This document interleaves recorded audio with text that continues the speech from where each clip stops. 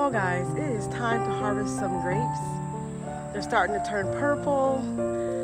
Because if I don't, look down here. You see the remnants of all the grapes eaten from the birds? Yeah. So I have to beat them to it because they'll eat every last one of my grapes.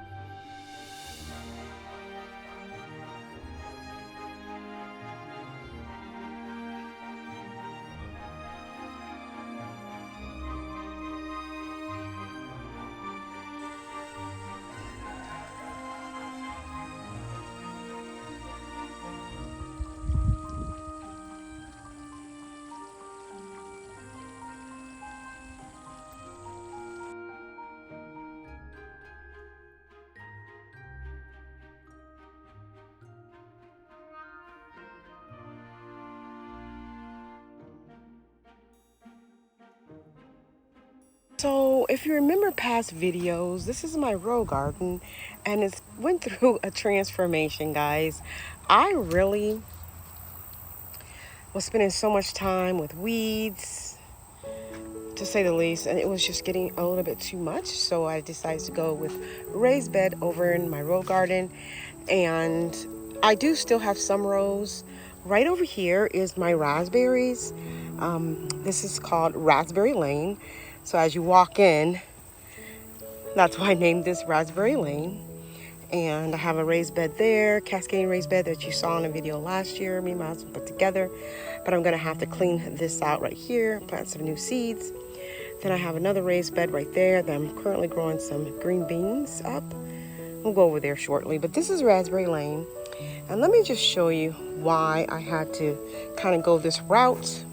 Now this is gonna be okay because these grow really dense, the raspberries, and they're not in season right now, but what I'm gonna do, because we have so many fresh, new raspberry canes, that I'm gonna harvest some of these for tea, because the raspberry leaves makes great tea.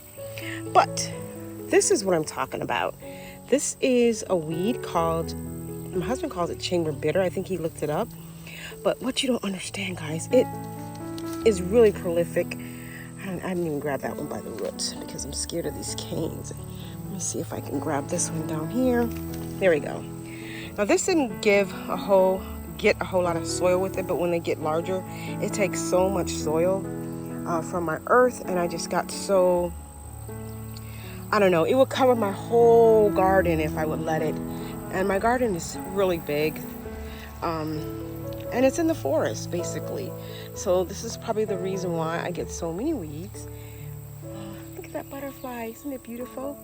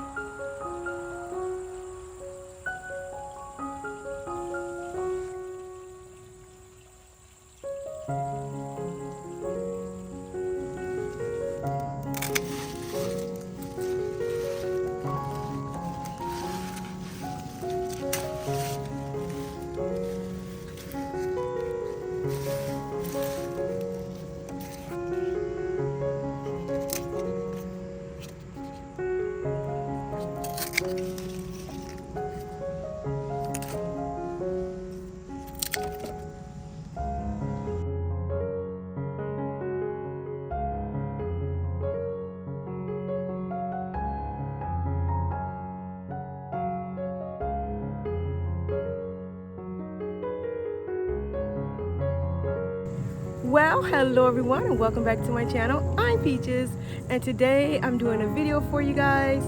Normally I just do the shorts, but it is actually a cooler day and the temperature is not in the 90s or high 90s or 100, so I'm able to be out here without drenching in sweat. Well, Vajiga gifted me a raised bed and I want to get that put together and also plant some fall crops inside of the bed. And a lot's been going on, guys. Even though I haven't been doing videos, I have been trying to update you with my shorts. So I'm not gonna talk a lot, so come along with me and let's have some fun. Well guys, I want to thank Vajiga for gifting us this beautiful raised bed.